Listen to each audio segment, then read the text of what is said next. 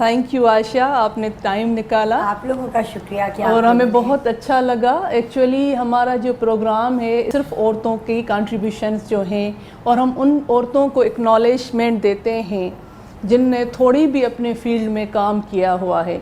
तो इस प्रोग्राम का ऑब्जेक्टिव यही है, और आपने आकर 4 चांद लगा लिए हैं हमारे प्रोग्राम को। नहीं, बहुत शुक्रिया आप लोगों का कि आप लोगों ने मुझे यहाँ इनवाइट किया, और मुझे बहुत अच्छा लग रहा है। औरतों का जो पावर है वो बस शादी के बाद फिर ख़त्म हो जाता है, लेकिन अल्हम्दुलिल्लाह मुझे मेरी फैमिली की तरफ से, पेरेंट्स की तरफ से बहुत सपोर्ट मिली, और शादी के बाद मेरी मदर चूँकि मेरे साथ रहती थी तो उसके बाद भी बहुत अच्छा मुझे रहा और बहुत सपोर्ट मिली। तो मैंने अपने आप को डे बाय डे ग्रूम किया, और मुझे लगता है कि इसमें फेलियर नहीं है। मेरी ज़िंदगी का जो जिसे कहें फाउंडेशन वो मेरे पेरेंट्स से और हैं अल्हम्दुलिल्लाह आज तक, उनकी वजह से ही मैं आज यहाँ खड़ी हुई हूँ। तो आशा, आपका जो है पैशन था डिज़ाइनिंग, उससे फिर सियासत में एक अजीब मेरे ख्याल में तज़ाद नहीं है? तज़ाद कह सकते हैं, क्योंकि अक्सर ये देखा गया है कि औरतें कहती हैं कि सियासत तो हमारा काम ही नहीं है। अच्छा नहीं, देखें मैं आपको बताऊं कि अब बिल्कुल चेंज हो गया है टाइम ना। मैंने अपना जब बिज़नेस स्टार्ट किया, जैसे मैंने बताया कि मैंने बहुत छोटी एज से किया था, और मैंने बहुत जल्दी सक्सेस हासिल करी।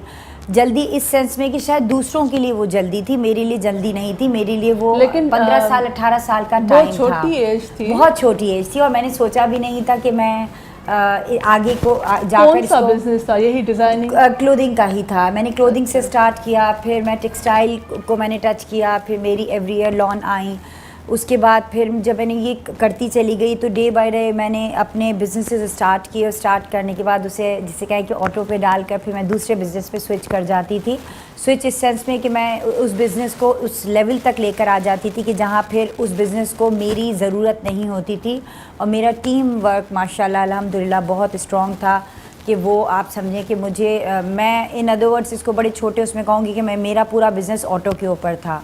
सो मैंने टाइम दिया अपने फ़ैशन को, पहले टाइम दिया, फिर टेक्सटाइल को टाइम दिया, और 20 साल के अरसे में मैंने 7 कंपनीज़ बनाई अल्हम्दुलिल्लाह। एंड उसके बाद फिर मुझे रियलाइज़ हुआ कि मैंने अपने लिए बहुत कुछ किया, नाम कमाया, पैसा बनाया, फेम कमाया, एज अ सेलिब्रिटी लाइफ मैंने बहुत प्राइम लाइफ गुजारी।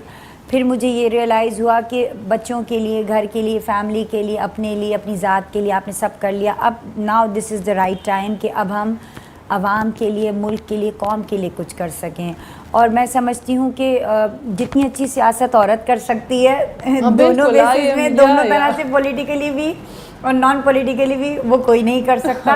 तो मुझे लगता है कि एटलीस्ट औरत को अपना इनपुट डालना चाहिए है। नहीं, बहुत अच्छा। जैसे मैंने किसी जगह सुना था कि फर्स्ट यू लर्न, जी, then you earn, and after that you serve. जी, मतलब पहले आप सीखते हैं फिर अर्न करते हैं, so this is a time to serve. And एक चीज़ मैं यहाँ पर ऐड करना चाहूँगी कि देखें, जब आप मेहनत करते हैं तो अल्लाह पाक आपकी अगर नीयत साफ़ होती है तो रास्ते खुद ब खुद खोलता है।